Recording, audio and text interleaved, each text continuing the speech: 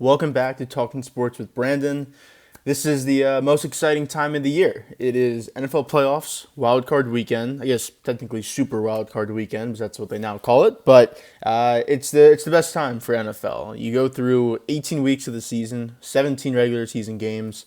Through all those games, every single close finish, every single blowout, every single amazing play that happens, it all comes down to this, where obviously only 7 teams in each conference make the playoffs, and then it obviously is a war until the Super Bowl, which obviously one eventual champion will be crowned. So for the teams that made it, it's obviously this is where you want to be. The teams that didn't make it, some knew they weren't going to make it a little while ago, and then some didn't know until the final week of the season. So like I said, it all comes down to this. It's going to be exciting. We're going to pick the full playoff bracket. So every single matchup that happens, we're going to pick it. We're going to get to the Super Bowl. We're going to pick our Super Bowl winner, and we're going to pick the final score that happens to see how close we get. And, usually Super Bowls they're usually close. I feel like these last handful of years, they've always come down to at least, a one possession, or even if it turns out to be maybe a 10 to 14 point game, it did come down to a one big possession, whether the one team turned it over, the one team had a big drive to get a touchdown. So maybe if it was a double digit kind of win, it was still close. It wasn't like it was a 14-point game the entire game and it ended up being a 10-point game or something. It was always close, but it's this year should definitely be good. I think that there's definitely a handful of matchups in the Super Bowl that would be very pleasing and very, very high rated in terms. I mean, it's a Super Bowl; it's gonna be high rated anyways. But just really exciting matchups. If you get like a Chiefs and an Eagles, a Niners, Bills, one of those, either you can kind of flip flop those teams anyways. Like one of those type of matchups could just be huge in terms of offense, defense. All the hype around it as well. So we'll see what happens. Again, you'll see my pick. You'll see the final score. And let's just get into it. So we're not gonna do. I guess we're picking the bracket, but we're not gonna do the weekly picks. Again, it's kind of the same thing, but we're not gonna keep a record or a tally on it. So if you didn't see the last video, just know that my final record for the regular season was 41, 47, and 3. So again, not a great year in terms of the picks, but we move on. It's new. We're in the playoffs. It's a new type of chapter, and we're going to move into that. So let's start with the first game. First game is Saturday. So we have Saturday, Sunday, and Monday night for this week. And the first game is Seahawks-Niners. This is the 2-7 matchup. Niners are the home team. Niners are -9. Now, I'm not going to go off spread or pick it off that, but I'm just picking games strictly. But I am going to go with the Niners. They are the better team than the Seahawks, obviously. There's no doubt. And, they already beat them twice in the regular season. The first one, I think it was week 2, I believe it was, or week 3. I think it was week 2. They kind of just really controlled them, and they really just dominated that entire game. The two teams are way different now. I mean, at that point, you still had Trey Lance in the game, and he was still your starting quarterback. At this point, it's now Brock Purdy. You've gone through Lance to Garoppolo to Purdy, and you could argue that Purdy's been the best quarterback out of all three of them, but just way different teams. The Niners defense has been on fire these last couple weeks. The Raiders game was, that they put up a lot of points against them, but it could have definitely been an outlier, no doubt, the way their defense has been playing. And the offense, I mean, it's, now Debo's healthy again, so you have your full weapons at your disposal, and in Kittle, who's been amazing the second half of the season. They're now using him more, which, again, I never understood. Personally, I had him in fantasy. The first half of the season, he never got the ball. It's crazy. Again, he's an all-pro. He's a Pro Bowler type player. He is a Pro Bowl type. He's a Pro Bowl player. And for a guy who, receiving-wise, is arguably the second best receiving tight end in the league, he just was never getting the ball. So very confusing. I don't know if that was just, again, they're a run-heavy team. They want to get, motion. They want to get guys, Debo, Ayuk, they want to get them the ball. When they got McCaffrey, it was just to get him the ball, running the ball with screens, just with easy passes. So it makes sense, but when you have a Kittle who can stretch the field, their team is huge run after the catch. You got to get him the ball. And as you can see, the second half of the season when the offense really kicked it up another notch, and the defense was still playing at an elite level, and they really turned into this dominant powerhouse team was when they started getting him the ball. Debo gets injured, McCaffrey still getting the ball, still getting the work that he was getting, but you look at Kittle's numbers second half of the season. I mean, multiple games with 2 touchdowns, getting huge plays down the field, stretching the field for them. That's huge for them. They need that. Purdy, we'll see what happens in the playoffs. Might not be this game where he's exposed or you see what happens, but it's you don't know with him yet. He's still a rookie, still the last pick in the draft. You still don't know when that one mistake game's going to come. He hasn't had it yet. They're not asking him to do a lot. It's to run the ball. It's to, when you see an open guy, get him the ball. Don't force it down the field. Make good throws. With an offense and a mind like Shanahan, guys are going to be open. You're going to get big plays on the ground. You're going to get guys open down the field when you need to hit them. So it's an easy offense for him because people are just open down the field. But still, against the better defenses, when you're locking in totally 100% focused for these games, it can be different. Pressure gets to you. Just the moment's maybe a little bit too big. So we'll see. It may not be the Seattle game because it is definitely an inferior opponent. You're at home. You're not going to have to worry about crowd noise or anything like that. But, if in one of these next couple games, whether you're playing the Eagles or, the Vikings, Cowboys, Bucks, whoever it's going to be, what team you do play, you may have to worry about it. Defense is going to get better, and opponents are going to be way more locked in for these games. But for this game, like I said, I don't see that happening. I think they play their style of football. Seahawks want to run the ball. That's what they want to do. Despite Geno putting up good numbers this year, if you watch their games, if the run game isn't working, that means they're very pass reliant, and that's when mistakes happen. That's when he has his turnovers. He doesn't turn the ball over a lot, but when he does is when the run game isn't working. So if they don't have a good run game going early, this game is going to be over before it starts. I can guarantee you that. And I just don't really see them being able to stick with them. If the run game is working, I think they'll still lose, but they'll at least keep it close. I think the defense can make some plays. I think they can maybe, if they can kind of limit 49ers to 24 points, I think, somewhere in the 20s, I think that you have a real chance of keeping it close. Maybe winning, who knows? I don't think they will, but it's going to come down to Seattle's defense against the Niners offense. Because the Niners defense is going to play really well. Maybe they'll give up a touchdown here or there, but they're going to play really well. They're going to limit Seattle a lot. But if Seattle's defense can, kind of just hold them off, the Niners offense, and just, 3 and out here, a punt, get good field position, at least you're flipping field position, you may get field goals, may get touchdowns out of it. That's the way they're going to win this game. So if they play a perfect game like that, maybe. I just don't think they can. I think Geno can definitely make a mistake, and I don't think the defense is going to be able to hold them for 60 minutes, maybe for 50 minutes, maybe.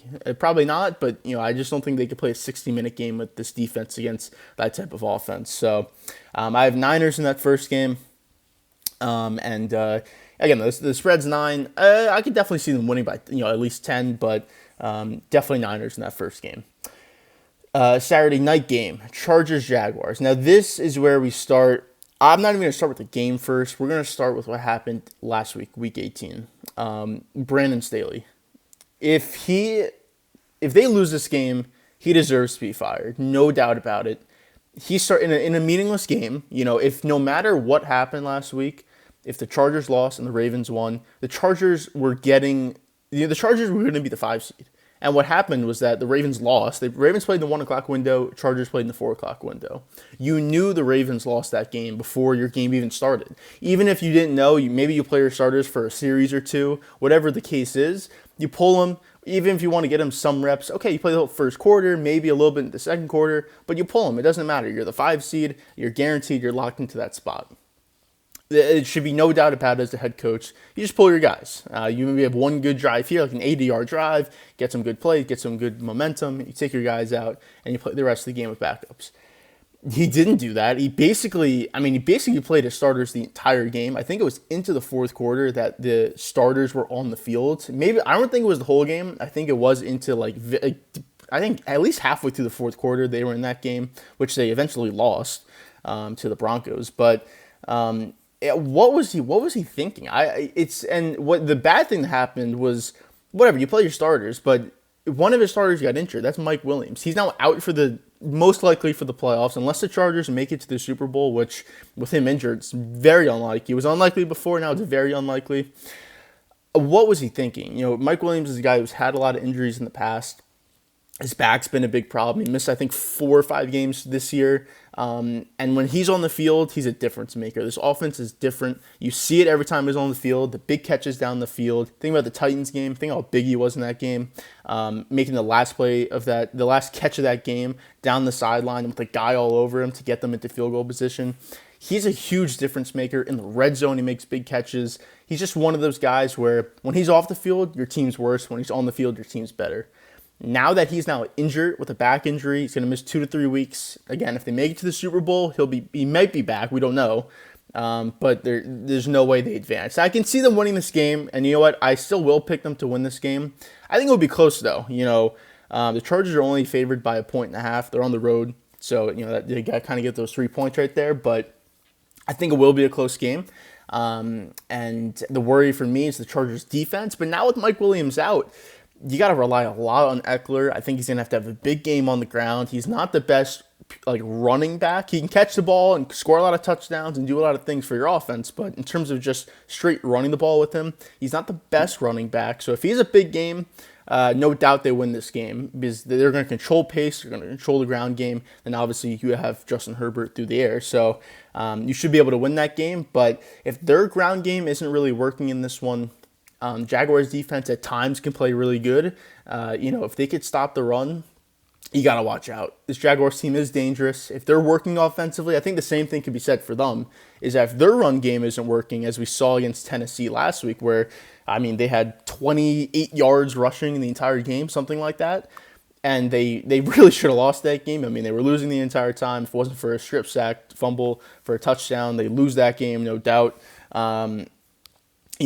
They need their ground game working. ETN needs to have a good game. Lawrence, I think, needs to use his legs. There's been a couple games this year where you've seen him use his mobility and his legs, and it's really worked. He's gotten them yards, picked up big first downs, moving the chains, and through the air, he's been so much better this last month and a half.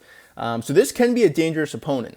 This is not going to be a comfortable game for LA. This will be a very good game to watch because I think it's going to be close. I think it's going to come down to a field goal. I'm still picking the Chargers. I think Herbert is, he is the better quarterback than Lawrence. If it is a close game, tight game, I trust him more to make the big throw, to make the big play down the field, to get them to move the ball or just to get them into field goal position with, 5 seconds left to win this game.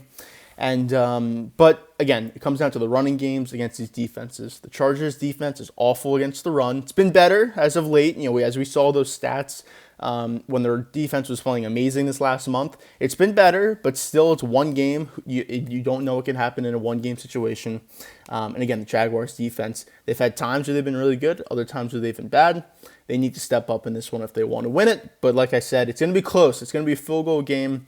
I'm leaning Chargers, though, in this one. So that's Saturday. Two decent games. I think the Jaguars Chargers game is a way better game. I think the Niners game is definitely going to be kind of over. Again, I said the Niners will probably win comfortably in that one, but I do like that Saturday night game though. But moving to Sunday, this first game is tough. Not the pick. It's an easy pick, but it's tough because you wish you could see everyone healthy in this game.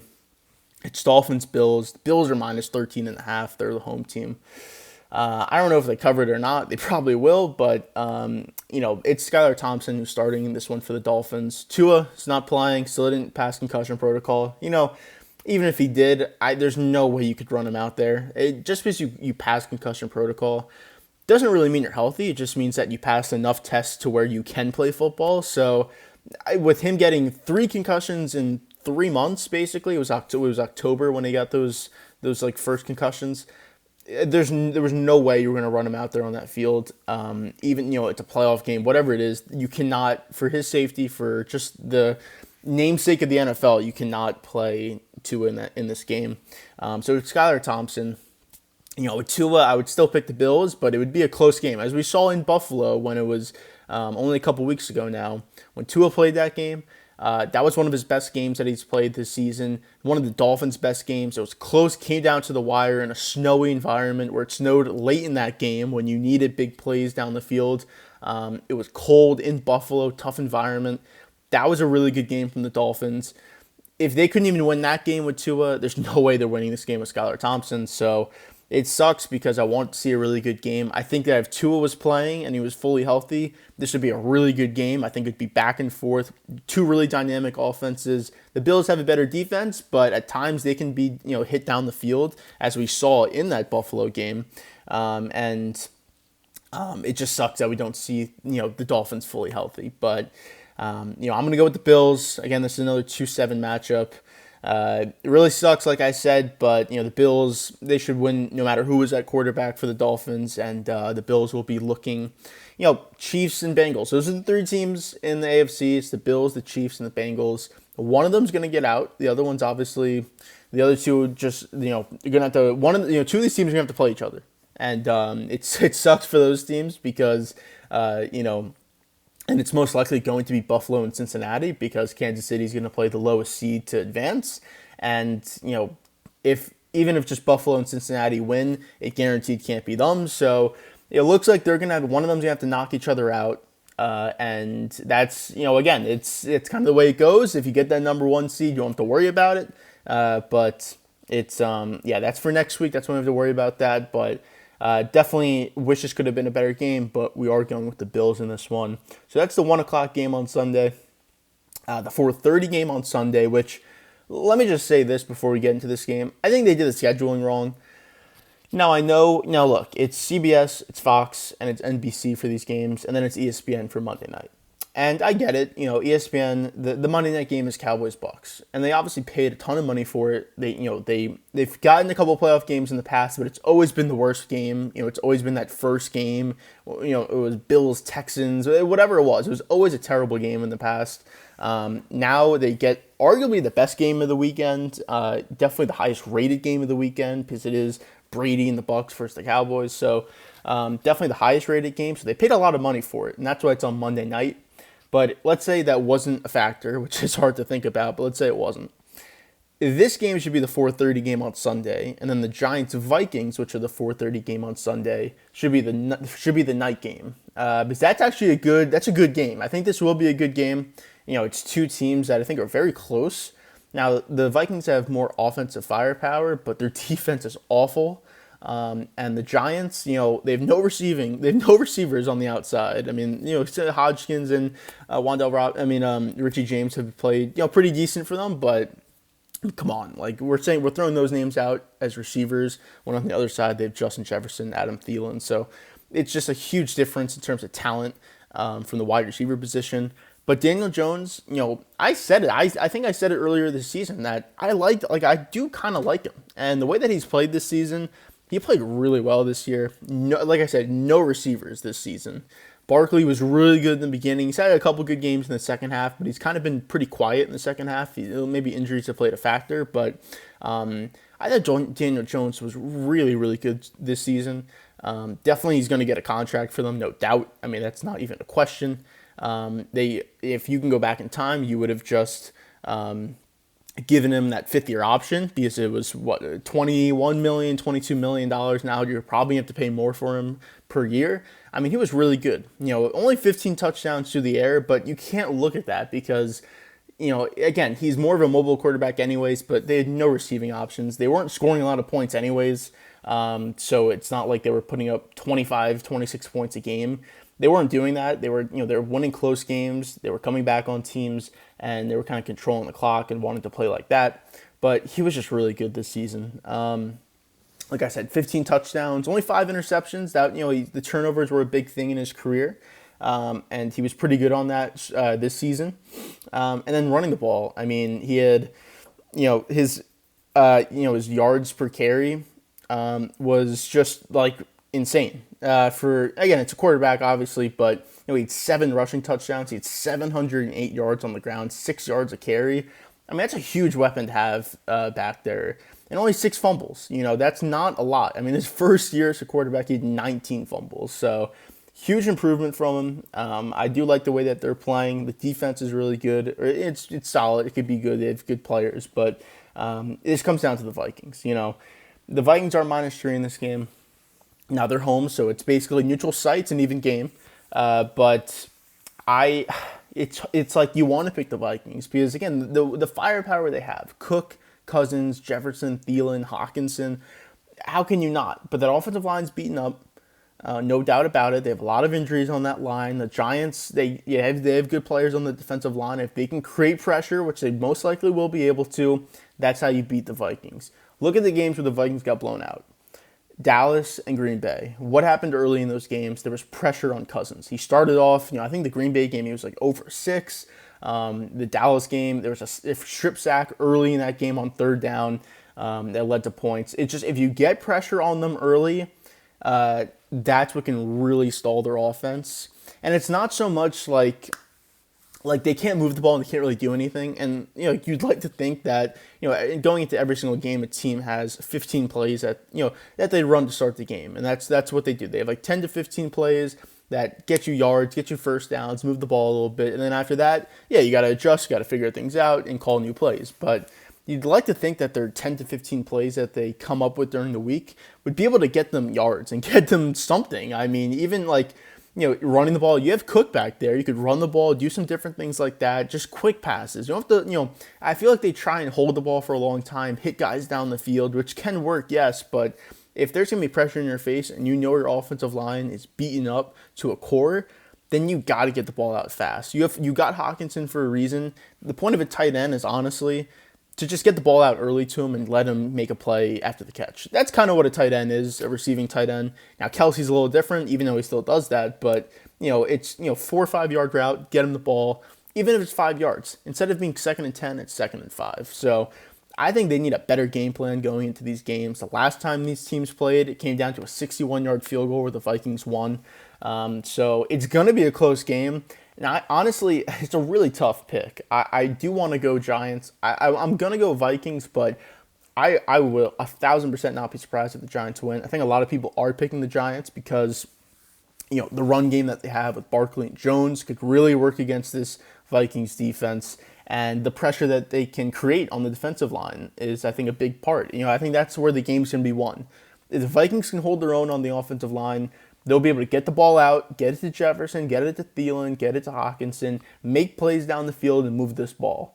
But if their offensive line can't hold up, I think it'll still be close because I think they can still. I don't think the Giants aren't going to be able to put up 30-plus points on them, so they will have a chance to come back in this game. But it's going to be really tough. You're going to be down in this game. You're guaranteed passing. The offensive line's not good, like we said. It's going to be pressure all over you.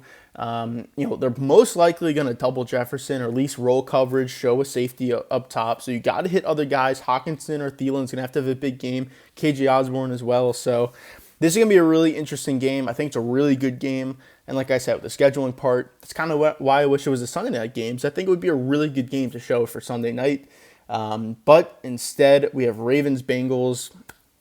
This is going to be a terrible game. The Bengals right now are -8.5. That could go up by the time kickoff starts.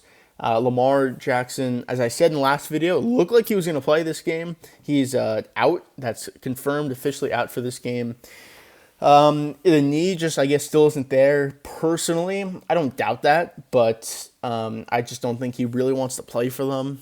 It's 6 straight games. This was an injury that was supposed to be 2 to 3 weeks, and he's been out for 6 games. This is a playoff game also, where, if he plays, they do have a chance to win. I don't think they would, but they have a chance if he does play. Without him playing, whether it's Tyler Huntley, who it looks like is going to start, they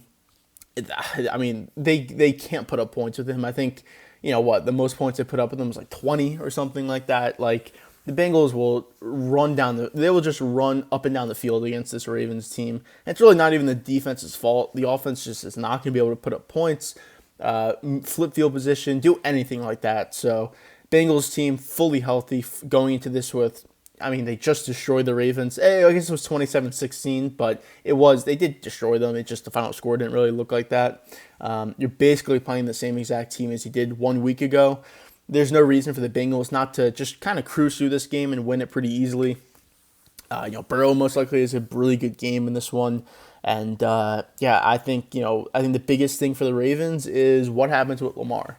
That's a story for the offseason and see what happens. It looks like they're probably just going to franchise tag him, but is he going to hold out? Is he going to, kind of do this? Is he just going to be a problem, a distraction to the team? We'll have to see what happens because I think there's definitely a lot of animosity going on between him and the organization. So that's a big storyline for the offseason, but in terms of right now, I think they get.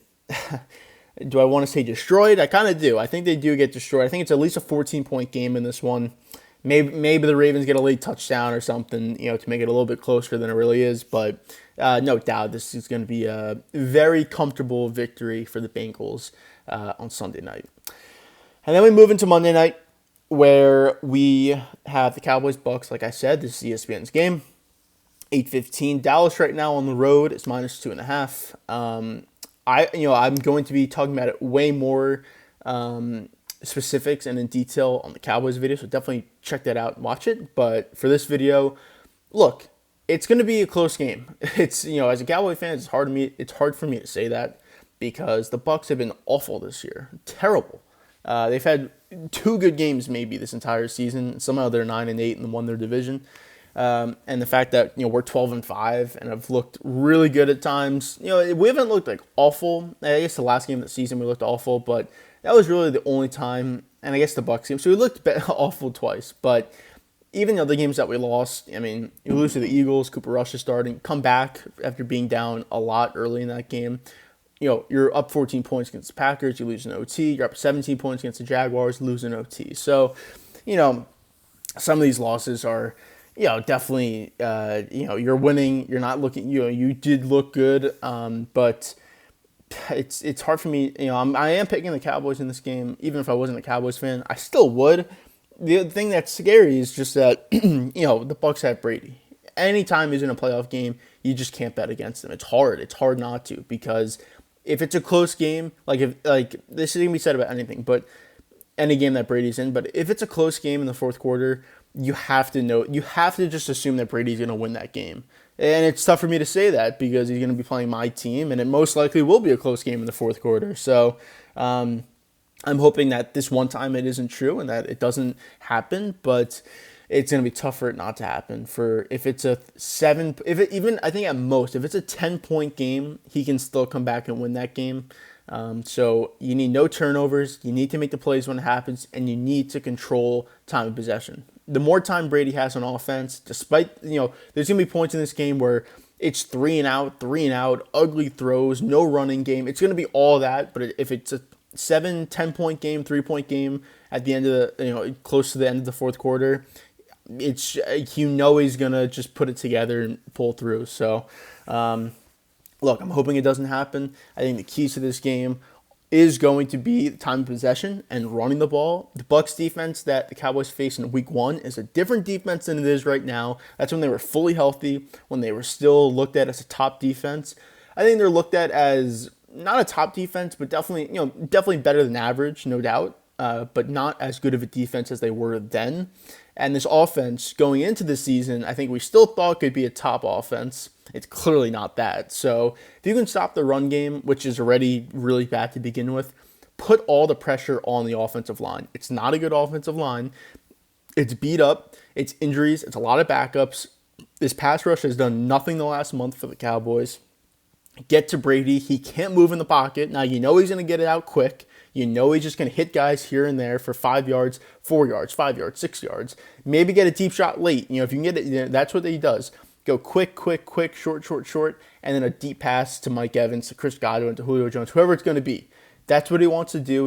If you play single coverage on Mike Evans on the outside and Brady sees that matchup with no safety, he's hitting it every single time. Is Mike Evans going to catch it? Is the throw going to be there? Is there going to be a penalty? Is there going to be whatever?